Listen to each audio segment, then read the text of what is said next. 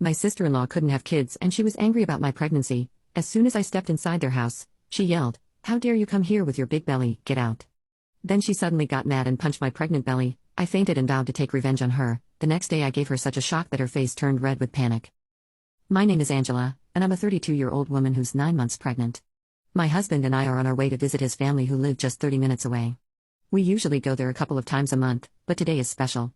My kind mother-in-law is making her famous peach cobbler, a dish I've been craving. She's been through a lot since losing her husband last year, but she's thrilled to become a grandmother for the first time. However, not everyone is excited. My sister-in-law, Rachel, has been struggling with infertility. She's been married for 6 years and started fertility treatments 2 years ago, but unfortunately, nothing has worked yet. This situation has made her irritable and distant. Normally, my mother-in-law tries to invite us when Rachel is not around to avoid conflict, but today Rachel unexpectedly showed up. "Long time no see, Angela. You look like you've gained a lot of weight. Are you sure you're not just being lazy because you're pregnant?" She mocked, her eyes narrowing. I felt my face flash, but before I could respond, my husband jumped in. "Rachel, she's 9 months pregnant. Her belly is supposed to be big. You can't talk to her like that," my husband said. Rachel rolled her eyes. "I'm just saying it's tough for the baby if the mother puts on too much weight. I'm thinking about her health." "Thank you, Rachel. I'll try to be more careful," I replied softly, not wanting to escalate the situation. But she wasn't done. "Don't just stand there. If you have so much energy to talk back, why don't you start cleaning the house? A little exercise wouldn't hurt," she added, thrusting a broom and dustpan at me. Before I could react, my mother-in-law stepped in. "Rachel, enough. Angela is our guest, and she's here to relax."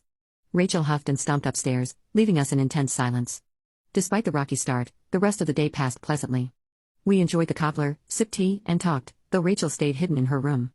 I tried not to let her attitude bother me, but a few days later, everything changed. I went to my in-laws' house alone to discuss some plans with my mother-in-law. To my surprise, the front door was unlocked, and when I walked in, I found Rachel in the living room. "Rachel, I thought you were working today," I said. She smirked. "I took the day off. I see you're back. Why don't you make yourself useful and clean up the mess you left last time?"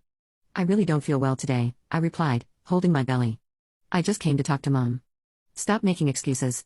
You think being pregnant means you can just lie around?" She snapped. Trying to avoid a fight, I picked up the broom, but as I bent down to sweep, a sharp pain shot through my stomach. Before I could process it, Rachel's fist slammed in my belly.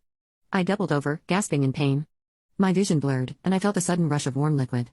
My water had broken. "Ah! Somebody please help!" I screamed, clutching my stomach. Ignoring my cries, Rachel just watched, her face twisted in a mix of anger and satisfaction. Desperate, I fumbled for my phone and dialed my mother-in-law before everything went dark. When I woke up, I was in a hospital bed. My body ached, and N4 was in my arm. Panic gripped me as I looked down at my now flat belly. "What about my baby?" I whispered, hitting the call button. A nurse came in and smiled softly. "You went into labor early, but your baby girl is safe. She's in the ICU, but she's stable." Relief washed over me, followed by a wave of anger. Rachel had hurt me and she'd hurt my child. Just then, my husband and mother-in-law burst into the room, their faces tight with worry. "Are you okay?" "We got here as fast as we could," my husband asked, his voice shaking. "Rachel did this," I managed to say, tears streaming down my face. "She punched me. My water broke." "Calm down," my mother-in-law said gently, her own eyes wet. "She won't get away with this." The next day, as if to test our resolve, Rachel showed up at the hospital with her husband. "Let's settle this," she said flatly. "We'll pay you to drop any charges." I felt my blood boil. "Are you out of your mind?" I shouted. "You put my baby's life at risk." Rachel's husband said, "Just take the money, Angela. It'll save us all a lot of trouble." "No, I'll see you in court," I snapped. "Gap." Before they could respond, my husband stepped in. "You think you can buy your way out of this? You're lucky I'm not suing for attempted murder." Rachel's smug expression faltered and she stammered something about it being an accident, but we were done listening. My husband and I filed a police report that very day. The legal process was draining. Rachel tried to play the victim, claiming she didn't mean to hurt me and was just frustrated, but the evidence spoke louder. With my testimony, medical records, and witness statements, she was found guilty of assault. The court ordered her to pay a fine and attend mandatory counseling. After that, my husband and I decided to move far away. We changed our phone numbers and cut all ties with Rachel and her husband. It was painful for my mother-in-law, but she understood we needed to protect our family. A few months later, our baby girl was strong enough to come home. Looking at her tiny smiling face, I felt a sense of peace. The nightmare was over, and we were finally free from Rachel's toxicity. Rachel's life fell apart after her husband left her. She struggled to make ends meet, but despite everything, I felt no satisfaction in her downfall. I was too focused on my own family's healing and happiness. In the end, justice was served, and we moved forward. Our little family was safe, happy, and stronger than ever. Rachel's reckless behavior that day made it clear how unstable she had become. Even after the assault, she didn't seem remorseful. With the support of my husband and mother-in-law, we went ahead and pressed charges, but we knew that wasn't the end of it. A few weeks later, we moved to a new apartment in a different city, trying to put the past behind us.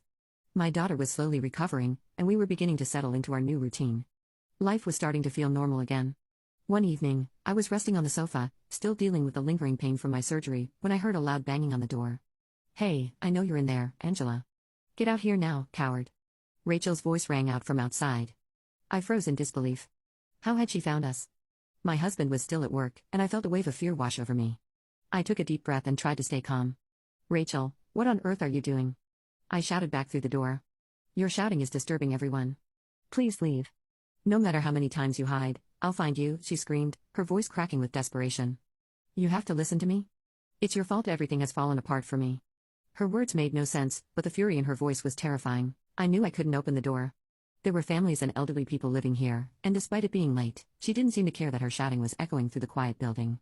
"Rachel, I'm sorry you're upset, but you need to leave now. I'm calling the police," I said firmly, forcing strength into my voice. "Please, Angela, just listen to me," she cried, banging even harder. "You've ruined everything. It's because of you I lost my husband and my life. It's not fair that you get to be happy when I'm miserable." Tears filled my eyes as I pressed my back against the door. She wasn't making sense. It seemed like she saw my pregnancy as some sort of competition she had lost, but this wasn't a competition. I had never intended to hurt her, and I couldn't understand why she blamed me. "Rachel, you need help," I called out gently. "Hurting me won't fix anything." Her voice turned venomous again. "You should have waited until I got pregnant first. You should have considered my feelings. You should have." I didn't hear the rest of her rant because just then, the sound of sirens blared from outside. It seemed one of the neighbors had called the police. Rachel must have realized it too because she started to panic. "No, what do you mean the police are here?" she whimpered, her voice trembling. "Angela, please don't let them take me. You have to hide me." Despite her pleas, I stayed silent. I wasn't going to protect her. I knew she needed professional help, and maybe this would be the first step. The officers arrived and began questioning her right outside our door. I explained the situation through the door crack, and just then my husband came home. When I saw him, I broke down in tears, filling him in on what had happened. He turned to the officers, his face grim. "You need to take her away," he said firmly. "She's dangerous." Rachel was placed in handcuffs and taken away, still screaming for me to help her. That night, Rachel's husband called, his voice shaky and desperate. "Angela, I'm divorcing Rachel. I can't handle her anymore. Please don't involve me in this mess." I was stunned by his sudden declaration. "What? You're just going to abandon her?" "Yes, I have to," he said flatly. "If I don't, I'll lose my job. The scandal at work is too much. My boss found out what happened in the hospital, and I'm already being transferred to a regional office. I can't keep covering for her. Just please leave me out of it." I hung up the phone, a mix of emotions swirling inside me. Part of me felt sorry for him, but another part couldn't forget that he had stood by Rachel's side when she tried to bribe us. He was as guilty as she was. In the following weeks, Rachel's life continued to unravel. The legal battle drained what little savings she had, and her reputation was ruined. She moved from friend to friend, but her behavior pushed everyone away. Eventually, she had no choice but to work part-time jobs just to survive. Meanwhile, my husband and I did everything we could to rebuild our lives. We changed our phone numbers again, cut off all ties, and focused on our daughter's health. She was discharged from the hospital a few months later, and seeing her growing stronger every day made every struggle worth it. One day, as I was watching my baby girl sleep peacefully in her crib, I felt a weight of gratitude. We had been through so much, but we were finally free from Rachel's toxic influence. My mother-in-law was still in touch with us, apologizing every chance she got. Though it was painful, she understood why we needed to keep our distance. Rumor had it that Rachel had fallen deep into debt, with no friends, no family, and nowhere to turn. She was barely making it through. Despite everything she had done to me, I couldn't help but feel a twinge of pity. But then I remembered the fear I'd felt when she stood outside my door, screaming at me. I remembered the pain and the risk she put my daughter through. That twinge of pity vanished as quickly as it came. Rachel had made her choices, and now she was paying the price. After all the turmoil, my husband and I decided it was time for a fresh start. We moved to a new city, far away from any reminders of the traumatic past. We made new friends, found a supportive community, and started focusing on our future together as a family. Slowly, the scars Rachel had left began to fade. My daughter grew stronger each day, her giggles filling our home with joy. Watching her smile, I knew we had made the right decision to fight for our peace. Rachel's story, however, ended on a sadder note. With her reputation destroyed and no support left, she became a shadow of the person she once was.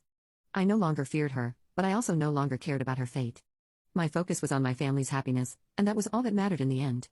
We had won our freedom, just as justice had been served, and we were finally able to live in peace, free from Rachel's shadow.